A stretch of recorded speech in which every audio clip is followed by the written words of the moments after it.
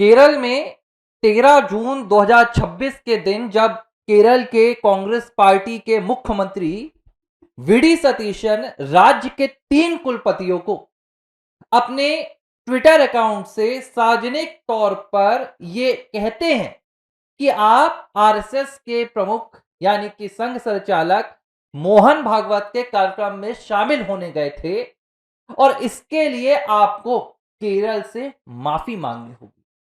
जिस दिन जून के महीने में यह घटना घटी थी, उस दिन ही एबीसी हिंदी के इस मंच पर मैंने कह दिया था कि केरल में अघोषित रूप से इमरजेंसी लागू हो गई है। यह इमरजेंसी राष्ट्रवाद के खिलाफ है, यह इमरजेंसी सनातन के खिलाफ है, यह इमरजेंसी हिंदुत्व के खिलाफ है। और बीते दिन की घटना ने जो राष्ट्रवादी हिंदूवादी विचारक टीजी मोहनदास के साथ इस केरल की पुलिस ने किया, तिरुवनंतपुरम की पुलिस ने किया, कोच्चि की पुलिस ने किया, इस पर मुहर लगा दी है कि हां, केरल में हिंदुओं के खिलाफ, केरल में राष्ट्रवादियों के खिलाफ और सनातन प्रेमियों के खिलाफ राहुल गांधी के नेतृत्व में मुस्लिम लीग के साथ मिलकर वीडी सतीशन सरकार ने अघोषित इमरजेंसी ला दी है। अगर आपको नहीं पता है तो शुरू से बताता हूं पूरा घटनाक्रम क्या है, क्यों एक बुजुर्ग राष्ट्रवादी विचारक को, टीजी मोहनदास को देर रात घर में घुसकर किसी अपराधी आतंकियों की तरह वीडी सतीशन सरकार की पुलिस घर से उठाकर ले गई, अवैध हिरासत में लिया गया। लेकिन इसके बावजूद भी टीजी मोहनदास के चेहरे पर आने वाली मुस्कान को, उनके साहस को यह केरल की पुलिस नहीं रोक पाई।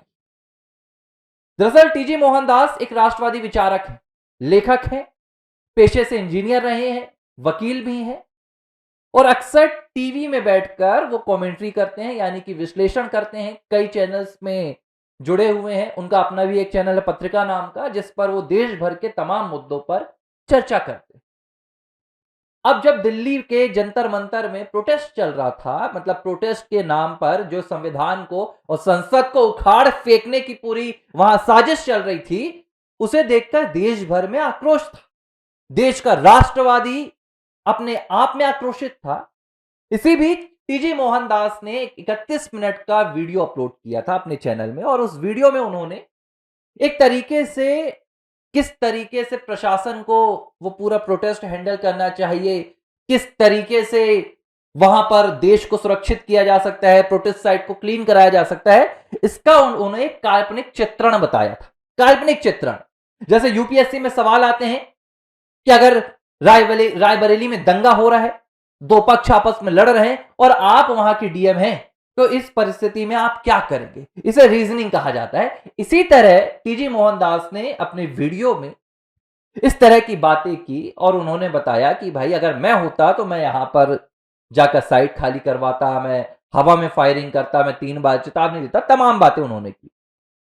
एक आरोप उन पर यह लगा कि उन्होंने यह कहा है कि जंतर मंतर में जिस तरह की अश्लीलता मची थी, जिस तरीके से वहां पर लड़कियों ने बेशर्मी की हया, तो मतलब क्या सब कुछ पार कर दिया था, ऐसे ऐसे अश्लील शब्द बोली गए जंतर मंतर की लड़कियों के द्वारा जिसे यह सभ्य समाज स्वीकार नहीं कर सकता। प्रधानमंत्री से लेकर इंडियन आर्मी तक, संविधान तक, सनातन तक भद्दी से भद्दी गालियां जंतर मंतर में पहुंची लड़कियों के द्वारा दी गई थी। यह पूरे देश ने सुना, यह छिपी बात नहीं है।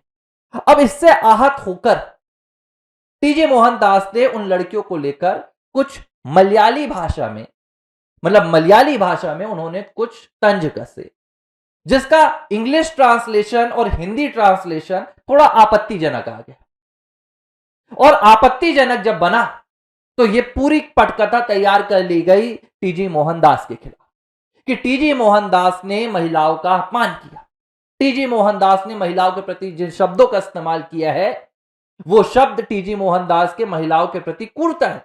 भाजपा ने भी इसकी निंदा कर दी, संघ के कुछ पदाधिकारियों ने भी इसकी निंदा कर दी। लेकिन निंदा करने से पहले जब टीजी मोहनदास से पूछा गया कि क्या वाकई में आपने इस तरह की टिप्पणी की है, तो उन्होंने स्पष्ट लहजे में कहा, स्पष्ट लहजे में, कि मैंने ऐसी कोई टिप्पणी नहीं की है, मेरी बात का गलत मतलब निकाला गया है।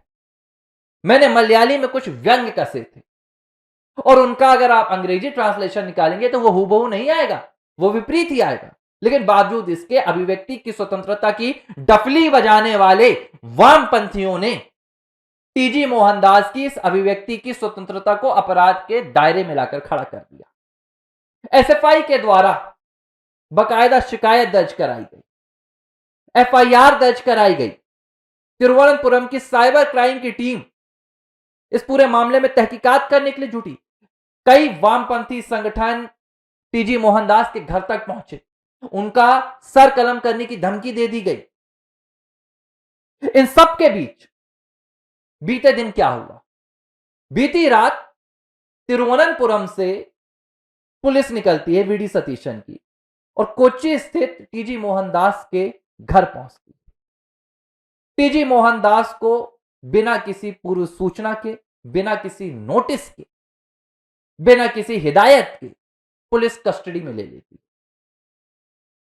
जबरदस्ती, अवैध तरीके से।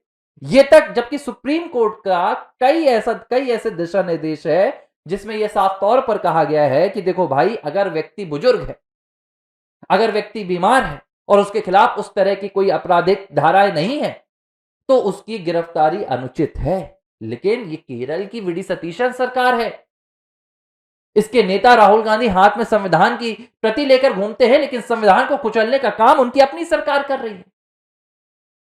टीजी मोहनदास को बिना किसी पूर्व सूचना के, बिना किसी नोटिस के इस पूरे मामले में गिरफ्तार कर लिया गया। बीएनएस की धाराएं लगाई गई, 192 लगाई गई, 353 ए लगाई गई, जिसमें कहा गया कि भाई इन्होंने समाज में जो कहते हैं कि भड़काने की कोशिश की, लोगों को दंगा फैलाने की कोशिश की। आईटी एक्ट 66 लगाया गया और केरला एक्ट लगाया गया 120।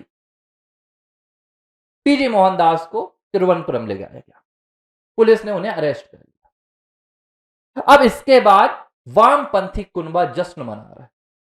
वामपंथी कुनबा इस बात की डफली बजा रहा है कि उन्होंने एक बुजुर्ग राष्ट्रवादी, एक सनातनवादी, एक हिंदुत्ववादी वक्ता को गिरफ्तार करके तीर मार लिया। यह वही वामपंथी गुट है, यह वही वामपंथी कुनबा है जो दिल्ली के जंतर मंतर में, मैं कह रहा हूं एक बार फिर से सुनिए, सौरभ दास का बयान है, अभिजीत दिप्के का बयान है, जो दिल्ली के जंतर मंतर में प्रधानमंत्री नरेंद्र मोदी को गोली मारने की बात को मजाक बता रहा था। मजाक बता रहा था, कह रहा था कि प्रधानमंत्री के साथ मजाक करना कोई गुनाह नहीं है, कोई अपराध की श्रेणी में नहीं आता। ये वही वामपंथी कुनबा है जो दिल्ली के जंतर मंतर में भारतीय सेना को गाली बकने को छात्राओं का आक्रोश बता रहा था और अभिव्यक्ति की स्वतंत्रता बता रहा था, संविधान के द्वारा दी गई ताकत बता रहा था। यह वही वामपंथी कुनबा है, यह वही कांग्रेस की सरकार है जो संसद को उखाड़ फेंकने के बयानों को लेकर कह रहा था कि अब संसद सड़क से चलेगी, अंदर से नहीं चलेगी। योगेंद्र यादव, ये वही वामपंथी कुनबा है जो सनातन को अपमानित कर रहा था, ब्राह्मणवाद मुर्दाबाद के नारे लगा रहा था, मनुस्मृति के खिलाफ नारे लगा रहा था, मां सीता और भगवान राम को भी नहीं छोड़ा, जो खुलकर कह रहा था बस नाम रहेगा अल्लाह का, जो उमर खालिद का समर्थन करते हुए कह रहा था कि हां, उमर खालिद ने जो कहा वो सही कहा, हम शजील इमाम का समर्थन करते हैं, हम आतंकी उमर खालिद का समर्थन करते हैं, हम अफजल का समर्थन करते हैं। यह भी जंतर मंतर पे हो रहा, लेकिन बावजूद इसके जंतर मंतर पर हुए इन घटनाक्रमों पर कोई भी गिरफ्तारी नहीं हुई, कोई गिरफ्तारी नहीं हुई। जो मामले दर्ज किए थे उस पर भी प्रधानमंत्री नरेंद्र मोदी ने माफी दे दी, लेकिन प्रधानमंत्री को जिस तरीके से माफ उन्होंने किया इन अपराधियों को, इन देश विरोधियों को, सेना विरोधियों को, यह कांग्रेस की सरकार है। और संविधान को तोड़ना, संविधान को मरोड़ना, संविधान को दफन करना कांग्रेस के खून में पहले से है, रग रग में है। इंदिरा के दौर से यह काम चल रहा है और आज भी वही काम शुरू। और खास तौर पर केरल में इस वक्त अपने मुस्लिम संगठन को खुश करने के लिए एक हिंदूवादी प्रवक्ता को, हिंदूवादी विचारक को जबरदस्ती पुलिस उठाकर ले गई। यह पूरी पटकथा है। और अब हां, एक खास बात, ना तो कोई डफली गैंग ये कह रही है कि अभिव्यक्ति की स्वतंत्रता पर अंकुश लगाया जा रहा है, ना कोई अब दिल्ली में बैठा कांग्रेस का प्रवक्ता और वक्ता ये कह रहा है कि भाई विचारों की स्वतंत्रता के लिए संविधान और एजेंसीज का गलत इस्तेमाल किया जा रहा है। अब किसी तरह का यहां पर रुदन नहीं हो रहा है, क्योंकि गिरफ्तारी जिसकी हुई है वो कोई मुस्लिम नहीं है। गिरफ्तारी जिसकी हुई है वो व्यक्ति है जो माथे पर टीका लगाकर राष्ट्रवाद और सनातन और हिंदुत्ववादी बातें बोलता है, वो भी डंके की चोट पर। एक बात तो यह भी निकल कर आ रही है कि टीजी मोहनदास को पहले यह कहा गया था कि अगर आप माफी मांग लेते हैं, अपने बयान से मुकर जाते हैं, प्रायश्चित करते हैं, तो आपको गिरफ्तार नहीं किया जाएगा। यह भी कहा जा रहा है कि टीजी मोहनदास को यह भी कहा गया था कि भाई हम आपको गिरफ्तार करने आएंगे, चाहे तो आप पहले से अग्रिम जमानत ले सकते हैं। लेकिन टीजी मोहनदास ने इंकार कर दिया।